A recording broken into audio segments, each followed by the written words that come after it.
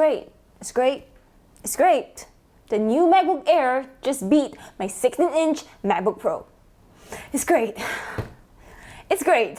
Say it one more time and I'll believe you. It's great. Okay, no. Jokes aside, this is really great news. This week, Apple announced its new M1 chip and new Macs. The new MacBook Air, the new 13-inch MacBook Pro, the new Mac Mini, and they're all chipped with Apple's new processor, M1. But wait. What is so special about this and why is everyone going crazy about it over Twitter? Well, this is the first time ever that Apple is creating their own processor for the Macs. So this time it's like Apple saying goodbye, farewell to Intel. But this is not Apple's first time. Back in 2006, Apple ditched IBM's processor for Intel's processor, and they have always been producing in-house chips for their iPhones, the iPads, and now, finally, for the Macs. The M1 chip is built using the cutting-edge 5nm process technology. It houses 16 billion transistors. It has an 8-core CPU with 4 cores for high performance and the other 4 cores for high efficiency.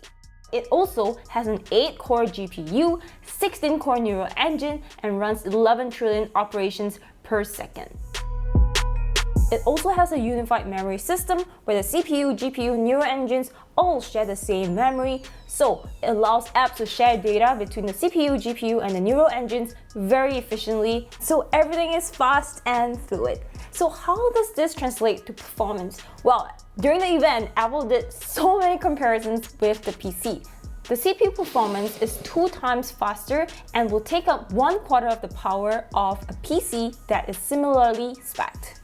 And for GPU performance, it is 2 times faster and will only take out 1/3 of the power of that of a PC. This all sounds crazy great on paper. There sure is a lot of speed bump when it comes to the M1 chip, but we'll feel it the most when it comes to battery life. In the new MacBook Pros, we see a significant increase in battery life from 10 hours to 20 hours, almost like an all-day battery life for the Mac.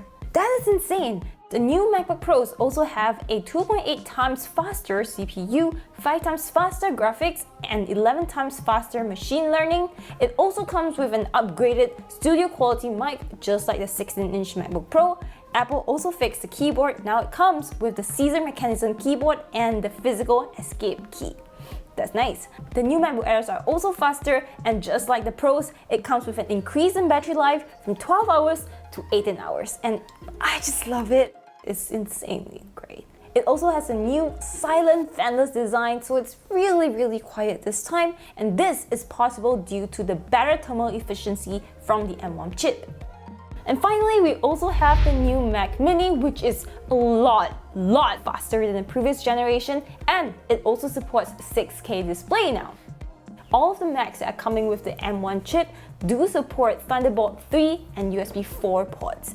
Although some people are complaining that Apple should have included Thunderbolt 4 instead of Thunderbolt 3. So I'm just like, some of us are still back in the USB 3.1, 3.2 state, and now Apple is like progressing into USB 4. I'm just really happy that Apple is moving forward and giving us USB 4. So that's nice.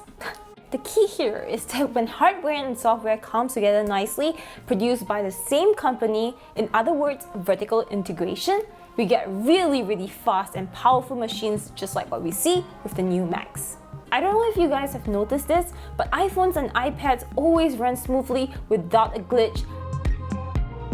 I remember just how much lag there was on my very first Galaxy phone.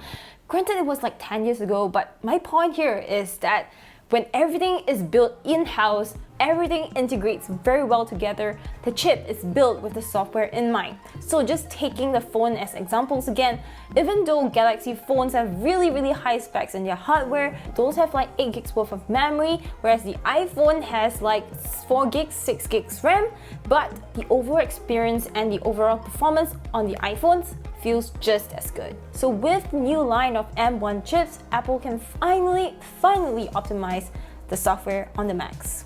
Plus, Apple will no longer be restricted to the tech on Intel's chip. Apple also saves costs when they're doing everything in-house, and one way that we're seeing that already is the $100 off the Mac Mini. And I kind of hope that that would happen for the MacBook Pros. It all sounds so great and everything, but hold your horses, my friends. This ultimately is still Gen 1. The M1 chip is only gonna get better. There are some limitations of the M1 chip. It tops at 16 gigs RAM and it does not support eGPUs. Plus, the shared memory, it might throttle some graphically intense programs. Another thing is that since this is a different chip, developers will now need to develop apps for this new M1 chip. I'm not a developer and I have no idea how easy or difficult it is to do this, but during Apple's events, this was the easiest transition that we've ever had. It took me 10 minutes. Here we are. Developers claim that this process is pretty easy. And for those of you out there who are early adopters and are going to get the M1 chip Max, you don't have to worry if the apps are not built for the M1 chips yet. Apple will use the Rosetta 2 process to help you run old Intel apps. It still blows my mind that the MacBook Air with the M1 chip outperforms the MacBook Pro 16-inch on the Geekbench scores. So just imagine the potential the 16-inch MacBook Pro will have with Apple Silicon. On that note, I still think it's worthwhile holding on to this beautiful 16-inch MacBook Pro. After all, it has its own dedicated graphics card, unlike the new Macs, so there's still a lot of value in this. But coming 2021, 2022, I'm just worried that this baby is going to become obsolete. But I mean, that's the thing about tech, isn't it? So the question is, should you get these or hold off? The new Macs are great for people who are looking to buy their first laptops. I mean, it's just so fast, so powerful. I mean, what else can you ask for, right? For that value, it's pretty worth it to get it. But be careful. I know that for some schools, the programs that they're using may not yet have support for the new M1 chip. But anyway, for the rest of us, well, my thought is this. If you need a computer right now, this range of Macs is great. Do not hold off if you need tech right now. But if you can hold off, I'd wait for the next generation Apple Silicon. Just so that, they clear and fix all the problems that come with the M1 chip. And honestly, my MacBook Pro 16-inch works just well for me. It's fine, it's doing great. Yeah. And with that, I'll see you guys in my next video. Stay minty and cherry. Goodbye.